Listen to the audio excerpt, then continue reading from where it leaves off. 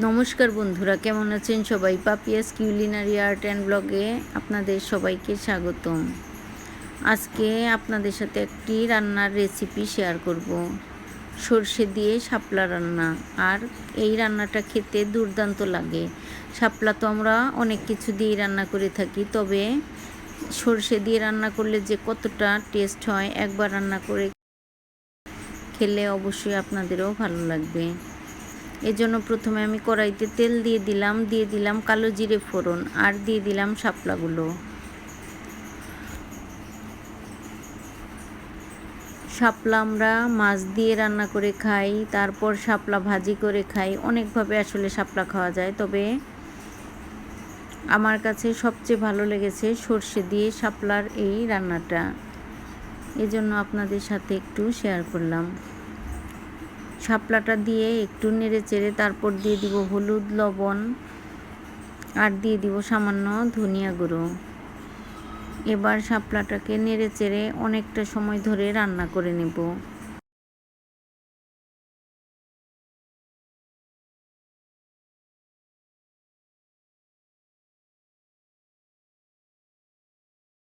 শাপলা থেকে অনেকটা আসলে জল বের হয়, শাপলা রান্নার সময় অনেক জল বের হয়, আর এই জলটা শুকিয়ে যাওয়া পর্যন্ত রান্না করতে হবে।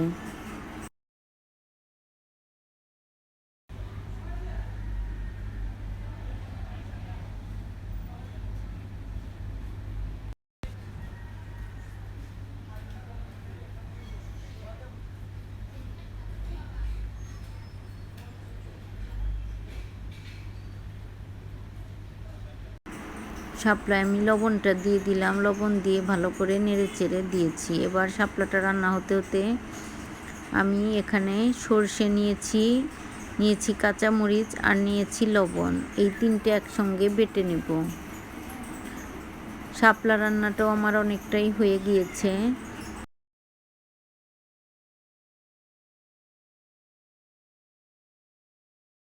এবার দিয়ে দিব সেই সর্ষে বাটা।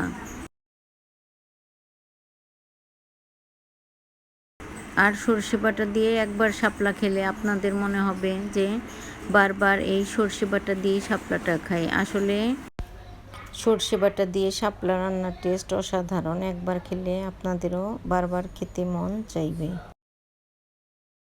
এবার আমার রান্নাটা প্রায়ই হয়ে গিয়েছে, তবে আর একটু জলটা শুকিয়ে নেব, একদম শুকনো শুকনো করে নেব। আর নামানোর আগে একটু চিনি দিয়ে নেব।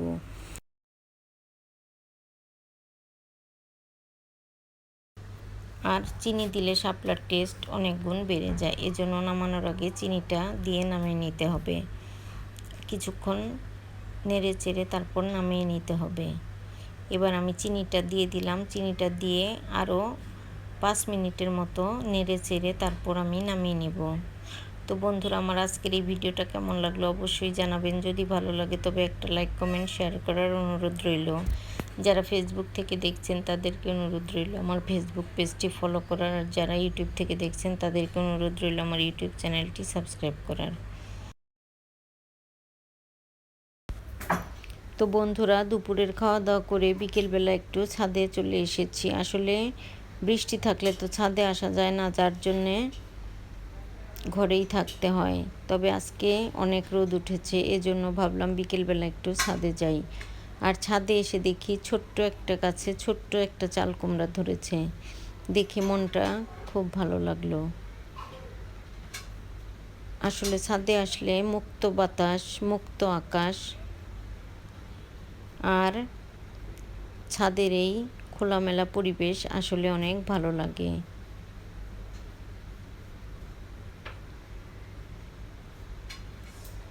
আসলে সব সময় তো বাসার মধ্যেই থাকা হয়, তবে মাঝে মধ্যে বাসার বাইরে গেলে ভালো লাগে। ছাদে আসলে খোলা আকাশের নিচে মনটা অনেক ভালো হয়ে যায়।